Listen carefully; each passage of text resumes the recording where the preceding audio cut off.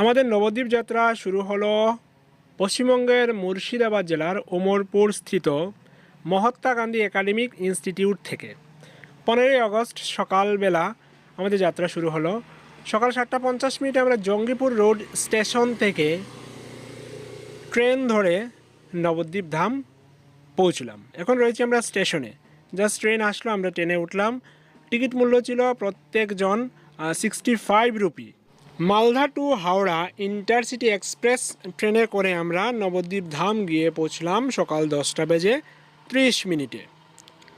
তারপর সেখান থেকে আমাদের যাত্রা শুরু হবে নবদ্বীপ ধাম। কোথায় আমরা থাকবো সেদিকে আমরা টোটো ধরে নিলাম। আমরা যাব শ্রী রাধা মদনমোহন জিউ মন্দির, অর্থাৎ গুরুগৃহে গুরু প্রভুপাদ প্রেম গোপাল গোস্বামী ওনার নিবাসী। সেখানে গেস্ট হাউস রয়েছে, ওনাদের মন্দির রয়েছে, সেখানে আমরা থাকবো এমনই কথা হয়েছিল। তো আমরা টোটো করে নবদ্বীপের রাস্তা দিয়ে যাচ্ছি। তো নবদ্বীপের রাস্তাঘাট দেখে নিন, সেখানে অনেক গরু দেখতে পাবেন, অনেক কুকুর দেখতে পাবেন। আর রাস্তাঘাটগুলো অলিগলি, এদিকে গলি এদিকে গলি, মানে প্রচুর গলি সেখানে রয়েছে। এবং এটা যে ধর্মস্থান সেখানে পৌঁছলেই বোঝা যায়। চারিদিকে কীর্তন হচ্ছে, ওদিকটায় মন্দির ওদিকটায় মন্দির, মন্দিরের উপাদান সামগ্রী বিক্রি করা হচ্ছে, এসব জিনিস লক্ষ্য করা যাবে প্রতিটি গলিতেই। তো আমরা টোটো করে ধীরে ধীরে এগিয়ে যাচ্ছি।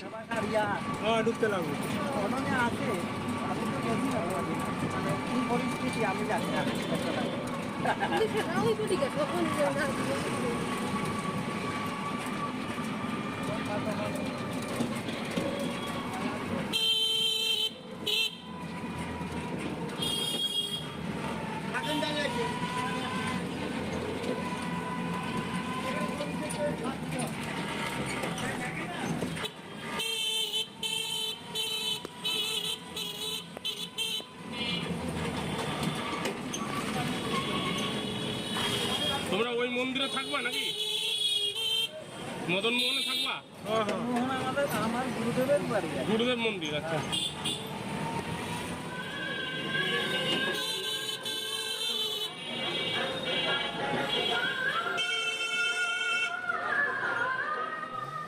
আজকের দিন হচ্ছে 15ই আগস্ট 2023, স্বাধীনতা দিবস। সেই উপলক্ষে রাস্তার উপর পতাকা লাগানো হয়েছে, পতাকা উত্তোলন করা হয়েছে, দেশাত্মবোধক গান চালানো হচ্ছে এবং অনেক জায়গাতে দেখলাম অনেক সাংস্কৃতিক অনুষ্ঠানও করা হচ্ছে। তারই মধ্য দিয়ে আমরা গলিপথে এগিয়ে যাচ্ছি আমাদের আজকের গন্তব্যস্থলে।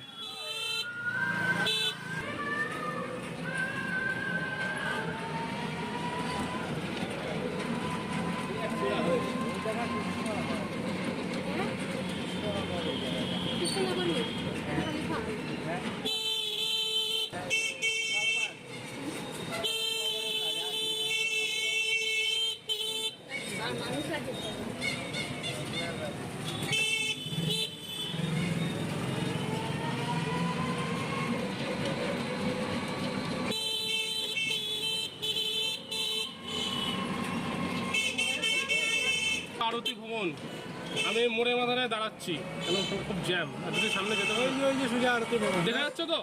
ওই যে, হ্যাঁ, এখানটা বড় চওড়া জায়গা বলে সাইডে দাঁড়াচ্ছি, ওখানটা একটু জ্যাম আছে, না সামনে দাঁড়াচ্ছি, মানে গ্যাঞ্জাম হয়ে যাবে নামতে নামতে। ভিড় ভাট্টা তাও চলে এলাম তোমাদের লাগেজের জন্য। এই তো চলে এসেছি।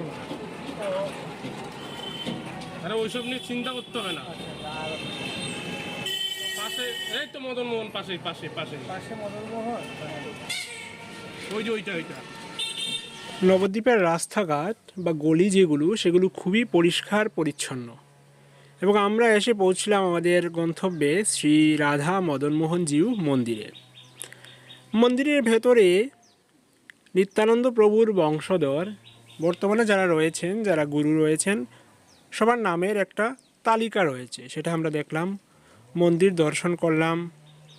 প্রভুকে ফোন করা হলো। আমাদের সঙ্গে যিনি ছিলেন, আমার সঙ্গের আরেক কলিগ স্যার রাজেশ দাস পুরকায়স্থ, উনি গুরুদেবকে ফোন করলেন এবং দেখা করার জন্য বললেন। গুরুদেব বললেন উপরে চলে এসো, তোমাদের জন্য ব্যবস্থা রয়েছে। তারপর আমরা সেখানে গেলাম, গিয়ে আমাদের গেস্ট হাউসের রুম খুলে দেওয়া হলো, সেখানে আমরা বিশ্রাম করলাম। বিশ্রাম করার পর বিকেলবেলা আমরা পরিদর্শনে বের হলাম। 15 আগস্ট 2023 ছিল মঙ্গলবার, এবং মঙ্গলবার দিন নবদ্বীপ বাজার সাপ্তাহিক বন্ধ থাকে। তো খুব বেশি দোকানপাট আমরা খোলা পেলাম না। আমরা প্রথমে গেলাম শ্রী শ্রী রাধারমণ বাগ, যেখানে সোনার গৌরাঙ্গ রয়েছে সেখানে। তো সোনার গৌরাঙ্গ পরিদর্শন করলাম। সেজন্য কিন্তু 10 টাকা করে টিকিট নিতে হয়, নিয়ে সোনার গৌরাঙ্গ দেখতে হয়। সেখান থেকে প্রসাদও দেয়া হচ্ছে, প্রসাদ 20 টাকা করে প্রসাদ আনা যাচ্ছে। তো যাই হোক, প্রসাদ আমরা খুলে দেখলাম। তারপরে হচ্ছে কিছু খই এবং নকুলদানা ছিল, সেগুলো আমরা নিলাম। তো নবদ্বীপ গেলে সবাই বলেন যে চন্দন নিয়ে আসবেন, বা মৃত্তিকা নিয়ে আসবেন এবং মালা নিয়ে আসবেন। তো সোনার গৌরাঙ্গ মন্দিরে আমরা যে মৃত্তিকা পেলাম সেটার দাম তুলনামূলকভাবে বেশি।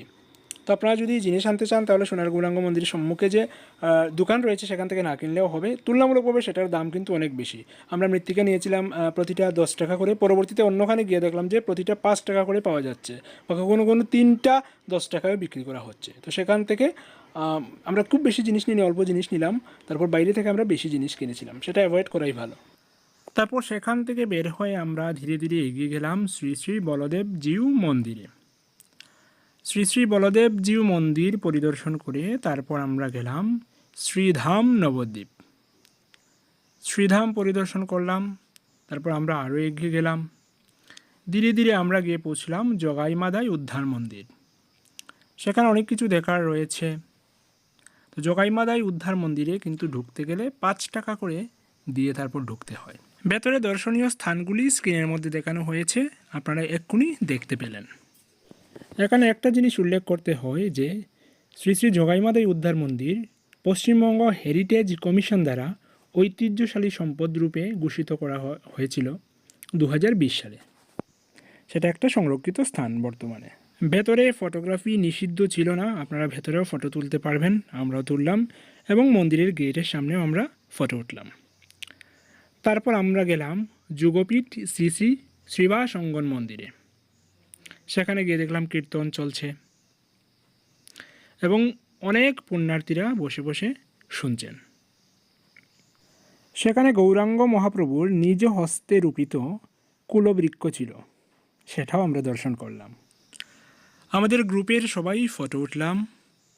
তারপর ধীরে ধীরে সেই স্থান থেকে বেরিয়ে গেলাম অন্যদিকে, কারণ আমাদের সময় কম, অনেক দূর জায়গা দেখতে হবে। সময় থাকলে নেক্সট ডেতে আবার আমরা সেখানে আসব, এমনটা ভেবেই বেরিয়ে গেলাম। অনেক জায়গা পরিদর্শন শেষে ধীরে ধীরে আমরা গিয়ে পৌঁছলাম শ্রী শ্রী সমাজবাড়ি আশ্রমে।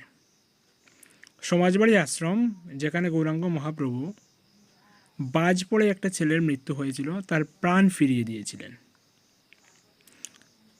সেখানে মূর্তিগুলো পরিদর্শন করলাম।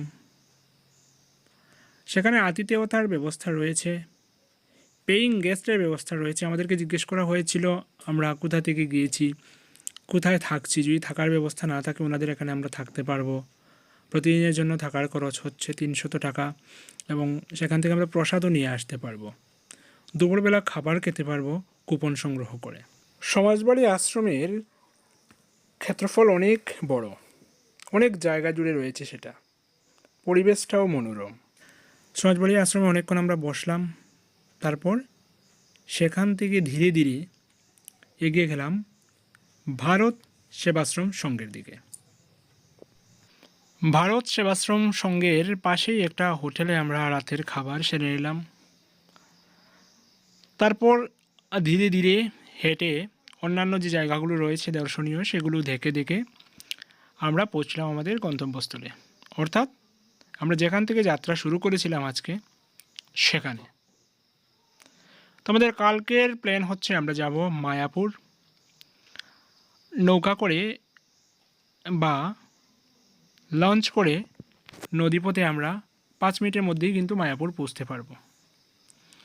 তো সেই অনুযায়ী রাত্রিবেলা আমাদের শ্রীরাধা মদনমোহন মন্দির সংলগ্ন গেস্ট হাউসে রাত্রিযাপন করলাম এবং পরদিন মায়াপুরের পথে রওনা হলাম। মায়াপুরের ভ্রমণ বৃত্তান্ত নিয়ে আমাদের পরবর্তী ভিডিও দেখার জন্য অবশ্যই আমাদের চ্যানেলটাকে সাবস্ক্রাইব করে রাখুন। আমাদের সঙ্গে থাকুন। ধন্যবাদ।